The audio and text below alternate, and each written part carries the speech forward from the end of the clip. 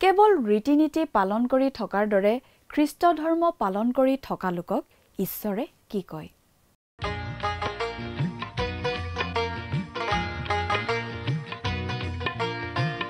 আজিৰে পবিত্ৰ ক্ষণতে উজলি উঠা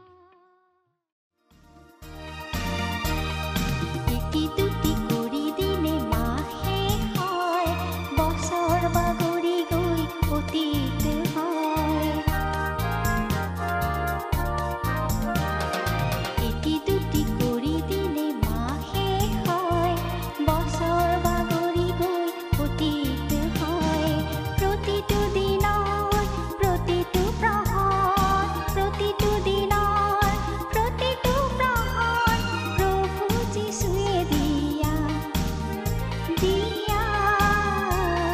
প্ৰভু যীশুৱে দিয়া নতুন দিনত এই নতুন ক্ষণত আমাৰ হিয়া নাচি ওলা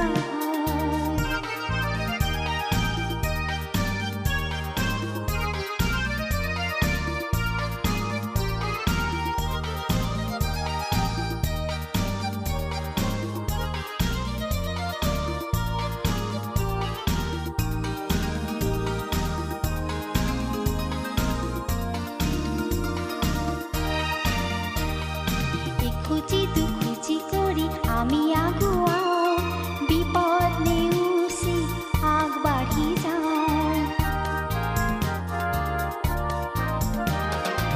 খুজি দুখুজি কৰি আমি আগুৱাও বিপদ নেওচি আগবাঢ়ি যাওঁ সেই জীৱন সেই সাহস সেই জীৱন সেই সাহস প্ৰভু যীশুৱে দিয়া প্ৰভু যীশুৱে দিয়া নতুন দিনত এই নতুন ক্ষণত আমাৰ হিয়া নাচি ওলা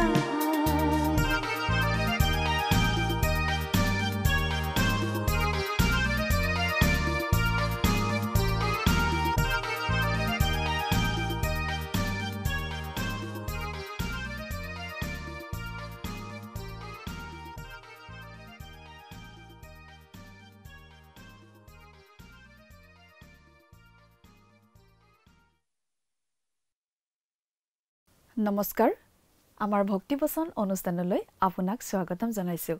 খ্ৰীষ্টীয় বিশ্বাসী লোকসকলৰ বাবে বিশেষভাৱে প্ৰস্তুত কৰা এই ভক্তিবচন অনুষ্ঠানটো হৈছে বাইবেল অধ্যয়নৰ ধাৰাবাহিক অসমীয়া অনুষ্ঠান। বাইবেলৰ গোটেই ৬৬খন পুস্তকৰে আমি ইয়াত অধ্যয়ন কৰিম।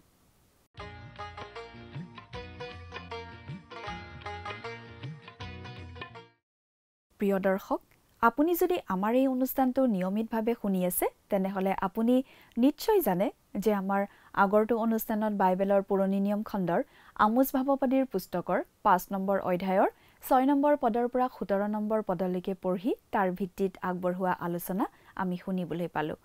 আজিৰ অনুষ্ঠানত আমি আমোচ ভাৱবাদীৰ পুস্তকৰ ৫ নম্বৰ অধ্যায়ৰ ১৮ নম্বৰ পদৰ পৰা ২৭ নম্বৰ পদলৈকে পঢ়ি তাৰ ভিত্তিত আগবঢ়োৱা আলোচনা শুনিবলৈ পাম। ঈশ্বৰৰ প্ৰতি অবাধ্যতাৰ শাস্তি স্বৰূপে ইছৰাইল ৰাজ্যখনলৈ ঈশ্বৰে কেনেদৰে শাস্তি আনিব সেই কথা আমোচ ভাৱবাদীৰ যোগেৰে ঘোষণা কৰি দিয়া হৈছিল। ঈশ্বৰে এটা বিশেষ আহ্বানো দিছিল। ঈশ্বৰে জনাই দিছিল যে তেওঁলোকে যদি ঈশ্বৰক বিচাৰে, যদি ঈশ্বৰলৈ ঘূৰি আহে তেনেহলে তেওঁলোক জীয়াই থাকিব, তেওঁলোকে শাস্তিৰ পৰা ৰেহাই পাব। লগতে ঈশ্বৰে এইটোও জনাই দিছিল যে যদিহে তেওঁলোক ঈশ্বৰলৈ উভতি নাহে তেনেহলে ঈশ্বৰে তেওঁলোকক দণ্ড দিবলৈ বাধ্য হ'ব। ইছৰাইল ৰাজ্যত চলি থকা সকলো অধাৰ্মিকতা, সকলো অন্যায় অবিচাৰ, সকলো ভয়ংকৰ পাপৰ কথা ঈশ্বৰে তেওঁলোকক সোঁৱৰাই দিছে। তেওঁলোকৰ সমাজত দুৰ্নীতি চলিছিল, দৰিদ্ৰৰ ওপৰত শোষণ আৰু অন্যায় চলিছিল। এনেকুৱা এটা অৱস্থা চলি আছিল যে জ্ঞানী লোকসকলে নিমাতে থকাই ভাল বুলি ভাবিব ধৰিছিল, কাৰণ সত্যৰ পক্ষে ন্যায়ৰ পক্ষে মাত মাতিলেও একো লাভ নাই বুলি তেওঁলোকে বুজি পাইছিল। সমাজত এনেকুৱা অবিচাৰ চলিছিল। ঈশ্বৰে তেওঁলোকক আকৌ সচেতন কৰি দিছে মন্দতা এৰি ভালৰ ফালে আহিবলৈ, যাতে তেওঁলোক জীয়াই থাকিব পাৰে, তেওঁলোকে তেনে কৰিলে ঈশ্বৰ তেওঁলোকৰ লগত থাকিব বুলি জনাই দিছিল। তেওঁলোক ভাললৈ নাহিলে তেওঁলোকৰ ওপৰলৈ অহা ঈশ্বৰৰ দণ্ডৰ ফলত কি ভয়াৱহ অৱস্থা হ'ব ঈশ্বৰে জনাই দিছিল। তেওঁলোকে মন পালটন নকৰিব বুলি ঈশ্বৰে জানিছিল। আমোছে প্ৰভুৰ দিন বা জিহুৱাৰ দিনৰ কথা কৈছে। বহু মানুহে নিজকে ধাৰ্মিক দেখুৱাই কৈছিল যে তেওঁলোকে জিহুৱাৰ দিন অহালৈ বাট চায়, তেওঁলোকে জিহুৱাৰ দিন বিচাৰে। কিন্তু জিহুৱাৰ দিনৰ বিষয়ে আমোছে জনাই দিছে যে সেই দিন সন্তাপৰ দিন হ'ব। জিহুৱাৰ দিন মানুহবোৰৰ বাবে আনন্দৰ দিন নহ'ব বুলি জনোৱা হৈছে। জুৱেল ভাৱবাদীয়েও এই জিহুৱাৰ দিনৰ বিষয়ে কৈছিল আৰু জনাই দিছিল যে ই পোহৰ নহয়, অন্ধকাৰৰহে দিন হ'ব। প্ৰভুৰ দিন আৰম্ভ হ'ব অন্ধকাৰেৰে, অৰ্থাৎ ঈশ্বৰৰ পৰা অহা দণ্ডেৰে, আৰু এই দিন আগবাঢ়ি যাব প্ৰভু যীশুৱে এই জগতত তেওঁৰ ৰাজ্য স্থাপন কৰাৰ দিনলৈকে। প্ৰিয় দৰ্শক, কথাবোৰ অধিক বহলাই চাবলৈ আহকচোন। এতিয়া আমি মূল আলোচনাটোৰ মাজলৈ আগবাঢ়ি যাওঁ। আমাৰ পৰম পবিত্ৰ প্ৰভু যীশুখ্ৰীষ্টৰ নামত নমস্কাৰ। প্ৰিয় শ্ৰোতা, আশা কৰোঁ মহান পিতা পৰমেশ্বৰৰ মহান অনুগ্ৰহত আপুনি ভালে কুশলে আছে। প্ৰিয় শ্ৰোতা, ইয়াৰ আগৰটো অধ্যয়নত আমি পালোঁ যে এটা জাতিৰ মাজেৰে ঈশ্বৰ জিহুৱা চলি যাবলগীয়া হোৱা মানে জাতিটোৱে মৃত্যুক আঁকোৱালি লোৱাকেই বুজায়। যে বেয়াক ঘীন কৰিব নাজানিলে, ভালক ভাল পাব নোৱাৰিলে আৰু সুবিচাৰ স্থাপন নকৰিলে প্ৰত্যেককে হিম চেঁচা মৃত্যুৱে স্পৰ্শ কৰিব আৰু তাৰ বাবে সেই জাতিৰ মাজত মহা হাহাকাৰ আৰু আৰ্তনাদৰ সৃষ্টি হ'ব। কিন্তু তেনে আৰ্তনাদেৰে সেই মৃত্যুৰ পৰা কোনেও মুক্তি পাব নোৱাৰিব। সেয়েহে বাইবেলে কৈছে জীৱনময় ঈশ্বৰৰ হাতত পৰা অতি ভয়ংকৰ কথা। ইব্ৰী 10 নম্বৰ অধ্যায়ৰ 31 নম্বৰ পদ। এতিয়া আমোছৰ পুস্তকখনৰ 5 নম্বৰ অধ্যায়ৰ 18 নম্বৰ পদৰ পৰা অধ্যয়নত ধৰোঁ হওক। পদটো পাঠ কৰি দিছোঁ, শুনিব। আমোছ 5 নম্বৰ অধ্যায়ৰ 18 নম্বৰ পদটো। প্ৰভুৰ দিন বাঞ্ছাকাৰী যি তোমালোকৰ সন্তাপ হ'ব। তোমালোকে কিয় জিহুৱাৰ দিনলৈ বাঞ্ছা কৰিবা? সেয়ে পোহৰ নহয়, অন্ধকাৰহে।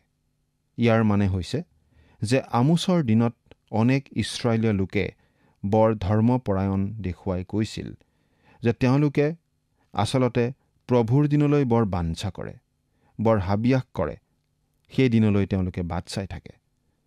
কিন্তু তেওঁলোকৰ সেই ভাও ধৰা আচৰণটোৰ কাৰণে আমোছে ইছৰাইলক ধিক্কাৰ দিছে। কাৰণ প্ৰভুৰ দিনলৈ বাট চোৱা ইচ্ছাটো তেওঁলোকৰ মনত এটা ধৰ্মীয় ভাৱাবেগ মাথোন। তাৰ বাহিৰে এই দিনটোৰ কোনো তাৎপৰ্য তেওঁলোকে দেখা নাপায়। এই দিনটোক লৈ তেওঁলোক অতি আনন্দিত বা উত্তেজিত হোৱাৰ কোনো কাৰণ তেওঁলোকে দেখা নাছিল। প্ৰভুৰ দিন বোলা কথাষাৰ আমোছ ভাৱবাদীয়েও তেওঁৰ ভাৱবাণী বচনত ব্যৱহাৰ কৰিছে। এই কথাষাৰ পুৰণি নিয়মত জুৱেল ভাৱবাদীয়েই প্ৰথম ব্যৱহাৰ কৰিছে আৰু তেওঁৰ পাছৰ পৰা তেওঁৰ পৰৱৰ্তী ভাৱবাদীসকলৰ প্ৰত্যেকেই এক প্ৰকাৰে নহয় আন প্ৰকাৰে প্ৰভুৰ দিনৰ বিষয়ে উল্লেখ কৰিছে। অনেকে বিশ্বাস কৰে যে প্ৰভুৰ দিনে প্ৰভুৰ 1000 বছৰ ৰাজত্বৰ দিনকে বুজায়। কিন্তু আন অনেকে হ'লে এই বুলি ক'ব খোজে যে এই প্ৰভুৰ দিনে পোহৰ বা সুখৰ দিনক নুবুজায়, বৰং প্ৰভুৰ দিনে ক্লেশ বা অন্ধকাৰকহে বুজায়। এই দিন মহাক্লেশেৰে আৰম্ভণ হ'ব আৰু সেই মহাক্লেশৰ মাজেৰে আগবাঢ়ি প্ৰভুৱে এই জগততে তেওঁৰ ৰাজ্য পতাৰ সময়লৈ গতি কৰিব। অনেক বাইবেল শিক্ষকসকলে ভাবে যে ইছৰাইলীয় লোক এটা সময়ত ঈশ্বৰ নিন্দক হৈ উঠিছিল আৰু তেওঁলোকে প্ৰভুৰ দিন বোলা কথাষাৰক উপহাস কৰিছিল। কিন্তু তেওঁলোকে সেইদৰে ভাবিলেও সেইটো আমোছে ইয়াত কোৱা নাই। বৰং আমোছে কৈছে যে ইছৰাইলৰ সন্তানসকলে নিজকে ঈশ্বৰ পৰায়ণ ৰূপতহে দেখুৱাইছে। সেৱা উপাসনাৰ বাবে প্ৰভু ঈশ্বৰে ৰীতি নীতি স্থিৰ কৰি দিছিল, সেইবোৰ তেওঁলোকে ভালদৰেই আৰু নিয়মীয়াকৈয়েই পালন কৰিছিল। কিন্তু সেইবোৰ পালন কৰাত কোনো আন্তৰিকতা নথকাৰ ফলত তেওঁলোকে লগে লগে আন দেৱতাবোৰৰ প্ৰতিমা পূজাও কৰিছিল। আজিৰ মানুহে কেৱল নিয়মটোৰ কাৰণে গীৰ্জালৈ যোৱাৰ দৰে তেতিয়াৰ দিনতো তেওঁলোকে তেওঁলোকৰ ধৰ্মটোৰ ৰীতি নীতি আন্তৰিকতাহীনভাৱে পালন কৰিছিল মাথোন। কিন্তু মুচিয়ে দিয়া ৰীতি নীতি পালন কৰাৰ পৰা যে তেওঁলোকৰ আধ্যাত্মিক লাভ হ'ব লাগে বা সেইবোৰ পালন কৰাত যে আন্তৰিকতা আৰু বিশ্বস্ততা থাকিব লাগে, তেনে কোনো কথা তেওঁলোকৰ নাছিল। আজিৰ আমাৰ সেৱা উপাসনাবোৰ যে ইমান জীৱন প্ৰাণহীন, তাৰ এটা কাৰণ কি হ'ব পাৰে আপুনি জানেনে প্ৰিয় শ্ৰোতা? এইটোৱেই কাৰণ, অৰ্থাৎ বিশ্বস্ততা আৰু আন্তৰিকতাহীনভাৱে বৰ গতানুগতিকতাৰে ঈশ্বৰৰ সেৱা উপাসনা কৰাটোৱেই তাৰ কাৰণ। উপাসনাবোৰ চকুৰে চাই, কাণেৰে শুনি আমাৰ ভাল লাগিব পাৰে, কিন্তু সেইবোৰে জানো আমাৰ জীৱনটো স্পৰ্শ কৰিব পাৰে? নাইবা আমাৰ জীৱনৰ পৰিৱৰ্তন সাধিব পাৰে? আমাৰ আধ্যাত্মিক জীৱনত আমি উপকাৰ লাভ কৰিব পৰাটোৱেই আমাৰ ঈশ্বৰ উপাসনাৰ মূল লক্ষ্য। ঈশ্বৰ উপাসনাৰ জীৱনেৰে আপুনি জগতৰ দৃষ্টিত আদৰ্শৰ জীৱন যাপন কৰিব পাৰেনে? যদি পাৰে, তেন্তে আপুনি আপোনাৰ সত্য ঈশ্বৰৰ উপাসনা আন্তৰিকতা আৰু বিশ্বস্ততাৰে কৰিব পাৰিছে। আপোনাৰ আৰু মোৰ ঈশ্বৰ উপাসনাত আন্তৰিকতা আছেনে নাই, সেইটো বিচাৰ কৰি চোৱা প্ৰয়োজন আছে। মানুহে সন্মুখীন হ'বলৈ ইচ্ছা নকৰা কঠিন পৰিস্থিতিৰ বেলিকা প্ৰভুৰ আগমন তেতিয়াই হোৱাটোলৈ বৰ কামনা কৰে। এবাৰ এজন মানুহে তেওঁৰ হাতত থকা বিমান যাত্ৰাৰ টিকটটোত চকু থৈ কামনা কৰিছিল, যদি প্ৰভু তেতিয়াই ঘূৰি আহে কিমান ভাল হ'লহেঁতেন। কাৰণ যি ঠাইলৈ গৈ যিখিনি কাম তাত কৰিব লাগিব, সেইখিনি কাম তেওঁ সমূলি প্ৰস্তুত কৰিব পৰা নাছিল। কিন্তু তাৰ পৰা ঘূৰি আহি প্ৰভুৰ ধন্যবাদ কৰি তেওঁ কৈছিল, আপোনাৰ সৰ্বপ্ৰকাৰ সহায়ৰ বাবে আপোনাক ধন্যবাদ জনাওঁ। হে প্ৰভু, আপুনি দেখিছে আগন্তুক 5টা বছৰৰ কৰ্ম আঁচনি প্ৰস্তুত কৰি মোৰ ওপৰত দায়িত্ব ন্যস্ত কৰা হৈছে। আপুনি মোক সহায় কৰক। খণ্ড জ্ঞানৰ আপোনাৰ এই দাসক জ্ঞান দিয়ক, যেন আপোনাৰ নামৰ গৌৰৱৰ অৰ্থে আৰু মানুহৰ মংগলৰ বাবে এইখিনি কাম আগন্তুক 5টা বছৰত সমাধা কৰিব পাৰোঁ। চাওক প্ৰিয় শ্ৰোতা, এটা সময়ত কামনা কৰিছিল ৰাতাৰাতিয়েই যেন প্ৰভুৰ পুনৰাগমন ঘটে, কিন্তু আনটো সময়ত 5টা বছৰৰ ভিতৰতো প্ৰভু পুনৰ ঘূৰি নাহিলেও তেওঁৰ কোনো আপত্তি নাই, নাইবা তেওঁৰ সেই কামনা নাই। ইয়াৰ দ্বাৰা এই কথাটোৱেই স্পষ্ট হৈছে যে প্ৰভুৰ পুনৰ আগমনটো সেই মানুহজনে যে কামনা কৰিছিল, নিশ্চিত এটা বিশেষ অসুবিধাৰ পৰা ৰেহাই পাবৰ কাৰণেহে।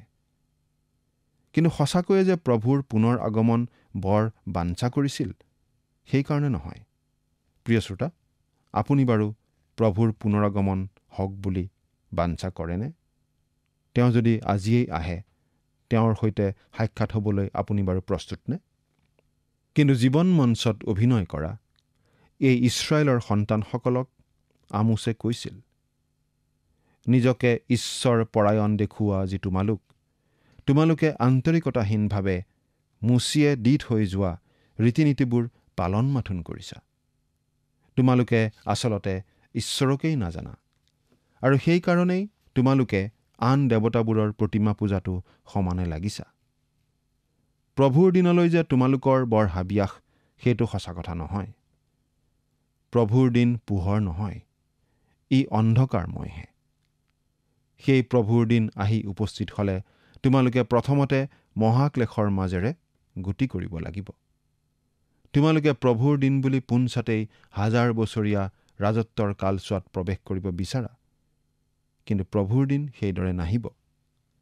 আমি যিবিলাক লোকে বিশ্বাস কৰোঁ যে আমি খ্ৰীষ্টীয় মণ্ডলীভুক্ত লোকসকলে মহাক্লেশৰ মাজেৰে গমন কৰিব নালাগিব, সেইসকলে মনত ৰাখিব লাগিব যে আমি ঈশ্বৰৰ সুদবিচাৰৰ পৰা হাত সাৰিব নোৱাৰিম।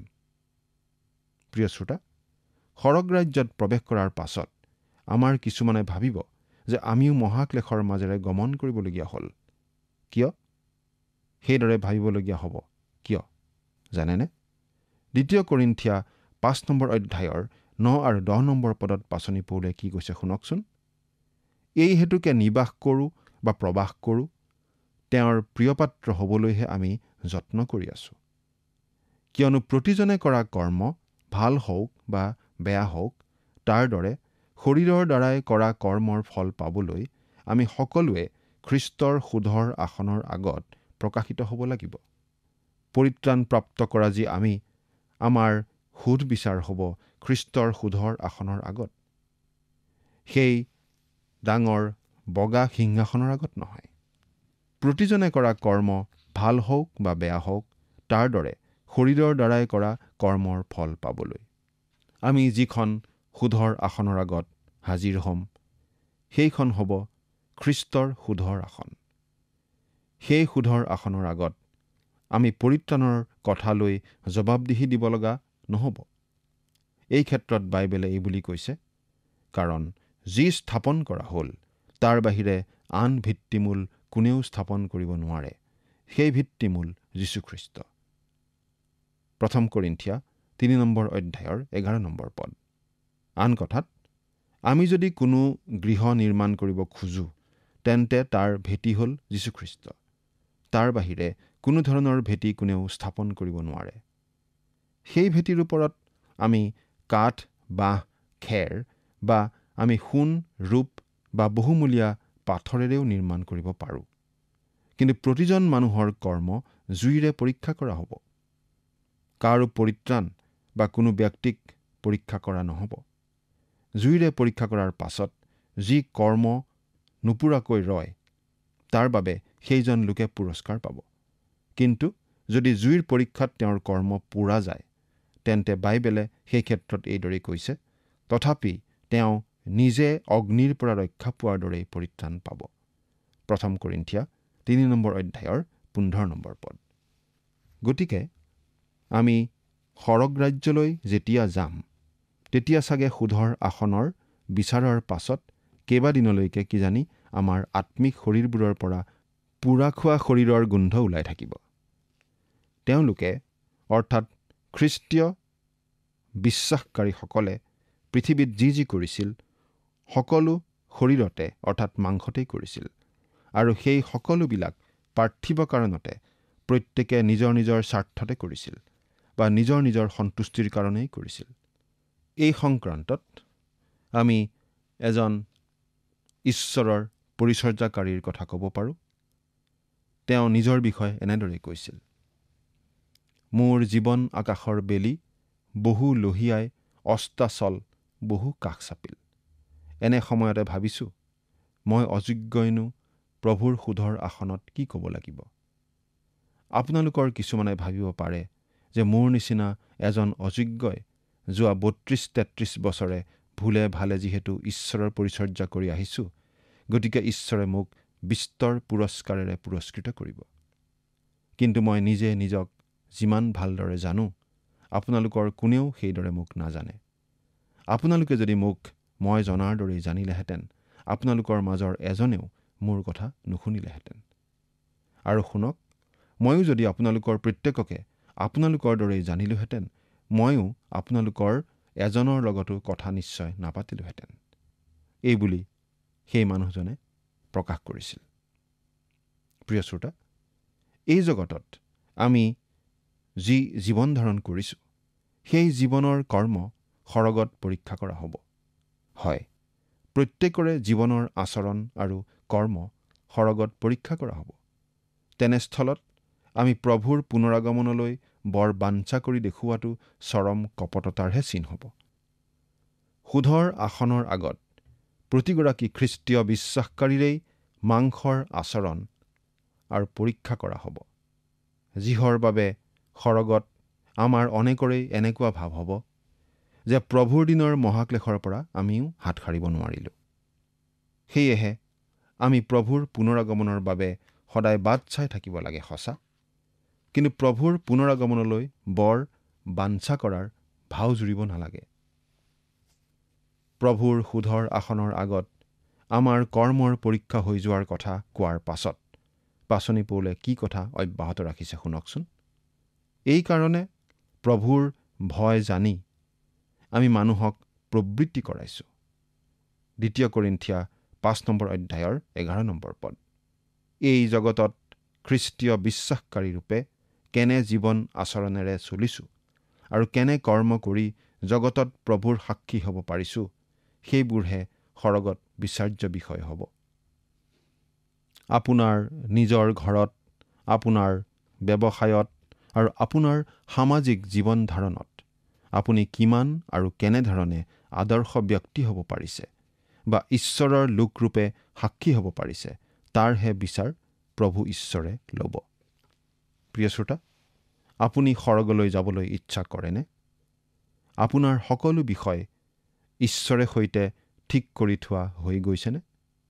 এই ক্ষেত্ৰত ঈশ্বৰৰ মহান দাস পাচনি পৌলে এই বুলি কৈছিল, কিন্তু আমি নিজৰ বিচাৰ নিজে কৰা হ'লে আমালৈ দণ্ডাজ্ঞা নহ'লহেঁতেন। 1 কৰিন্থিয়া 11 নম্বৰ অধ্যায়ৰ 31 নম্বৰ পদ।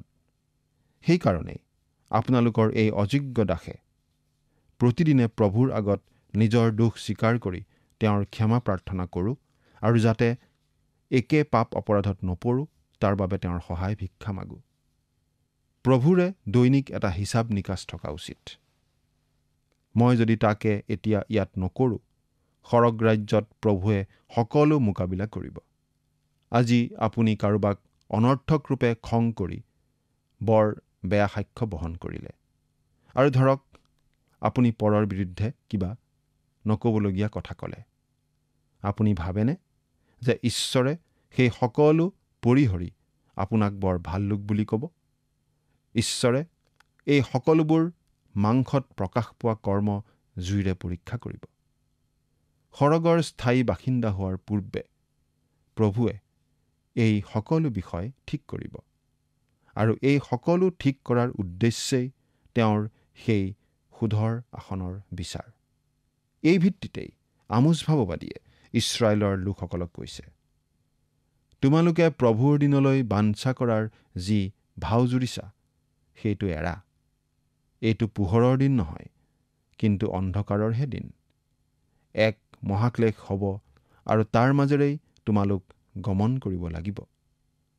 প্ৰিয় শ্ৰোতা, আপুনি যদিহে খ্ৰীষ্টীয় বিশ্বাসকাৰী আৰু সেইবাবেই আপুনি মহাক্লেশৰ মাজেৰে গমন কৰিব নালাগিব, কিন্তু তথাপি এই কথা জানিব যে আপোনাৰ বাবে খ্ৰীষ্টৰ সুধৰ আসন কিন্তু আছে।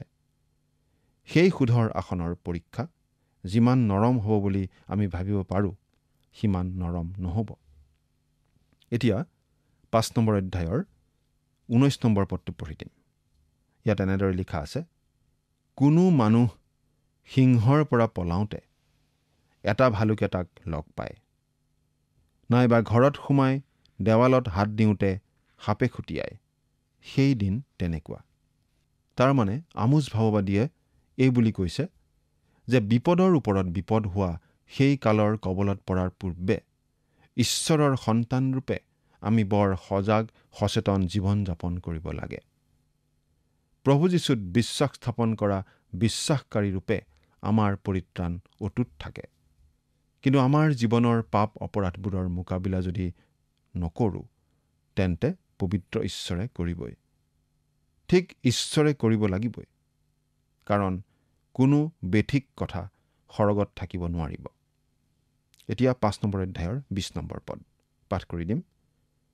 জিহুৱাৰ দিন পোহৰহেনে, আন্ধাৰ নহয় জানো? সেয়ে ঘোৰ অন্ধকাৰ আৰু নিচেই দীপ্তি নোহোৱা দিন নহয়নে? প্ৰভুৰ দিন মহাক্লেশেৰে আৰম্ভ হ'ব আৰু সেয়ে ঈশ্বৰৰ সুধবিচাৰৰ প্ৰমাণ হ'ব। অৱশ্যে এই প্ৰভুৰ দিনে প্ৰভু যীশুৰ পুনৰাগমন আৰু এই পৃথিৱীতেই তেওঁ পাতিবলগীয়া 1000 বছৰীয়া ৰাজত্বৰ কালো অন্তৰ্নিহিত থাকিব। এতিয়া 5 নম্বৰ অধ্যায়ৰ 21 নম্বৰ পদৰ পৰা 23 নম্বৰ পদলৈকে পাঠ কৰি দিম। মই তোমালোকৰ উৎসৱবোৰ ঘিণ কৰোঁ, মই তোমালোকৰ ধৰ্মসভাবোৰ সুঘ্ৰাণ নলওঁ। তোমালোকে মোৰ উদ্দেশ্যে তোমালোকৰ হোম বলি আৰু ভক্ষ্য নৈবেদ্য উৎসৰ্গ কৰিলেও মই সেইবোৰ গ্ৰহণ নকৰিম, নাইবা তোমালোকৰ মংগলাৰ্থক বলি হৃষ্টপুষ্ট পশুলৈ দৃষ্টি নকৰিম। ইছৰাইলৰ সন্তানসকলে ধৰ্মীয় ৰীতি নীতি পালন কৰিলেও তেওঁলোকৰ বিশ্বস্ততা নাছিল। বিশ্বাস সত্য আৰু বাস্তৱ আৰু তেনে বিশ্বাস কৰ্ম আৰু আচৰণত প্ৰকাশ পায়। নামত মাত্ৰ ৰীতি নীতি পালন কৰা ইছৰাইলৰ সন্তানসকলে পাপ অপৰাধত জীৱন ধাৰণ কৰিছিল। তেনে জীৱন আচৰণ ঈশ্বৰে ঘিণ কৰে। এতিয়া ২৪ পৰা ২৬ নম্বৰ পদ। কিন্তু ন্যায় বিচাৰ পানীৰ নিচিনাকৈ আৰু ধাৰ্মিকতা অনবৰত বৈ থকা নদীৰ নিচিনাকৈ বাগৰি আহক। হে ইছৰাইল বংশ, অৰণ্যত ৪০ বছৰ তোমালোকে বলি আৰু নৈবেদ্য মোৰ উদ্দেশ্যে আনিছিলানে? তোমালোকে তোমালোকৰ দেৱৰাজ চিক্কতক আৰু কিউন নামেৰে তোমালোকৰ মূৰ্তিবোৰক তোমালোকৰ নিমিত্তে নিৰ্মিত তৰাৰ আকৃতিৰ দেৱমূৰ্তি বৈ নিবা। ন্যায় বিচাৰ আৰু ধাৰ্মিকতা ঈশ্বৰৰ ইচ্ছা, কিন্তু ঈশ্বৰৰ আৰাধনা কৰাৰ অভিনয় কৰি আন দেৱতাবোৰৰ পূজাত লাগি থকাটো মানুহৰ আচৰণ। আমি প্ৰতি ৰবিবাৰে প্ৰভুৰ পূজা কৰোঁ, কিন্তু সোমবাৰৰ পৰা শনিবাৰলৈ অন্যায় নীতিৰে ধনৰ পূজাত ধৰোঁ। তেতিয়াৰ ইছৰাইল আৰু এতিয়াৰ যি আমি, আমাৰ মাজত একো পাৰ্থক্য নাই। ইয়াৰ বাবে সুধৰ আসনৰ আগত আমি উত্তৰ দিব লাগিব। ২৭ নম্বৰ পদ। আৰু বাহিনীবিলাকৰ ঈশ্বৰ নামেৰে প্ৰখ্যাত জিহুৱাই কৈছে, মই তোমালোকক দম্মেশকৰ সিফাললৈ বন্দী কৰি লৈ যাম। ইছৰাইলে ভৱিষ্যতে শাস্তিৰ সন্মুখীন হ'ব আৰু ফলস্বৰূপে অচুৰলৈ দেশান্তৰ হৈ বন্দী লোক হ'ব। ইয়াৰ পৰা পাঠ শিকিবলৈ প্ৰভুৱে আমাক চেতনা দিয়ক। ঈশ্বৰে আপোনাক আশীৰ্বাদ কৰক। আমেন।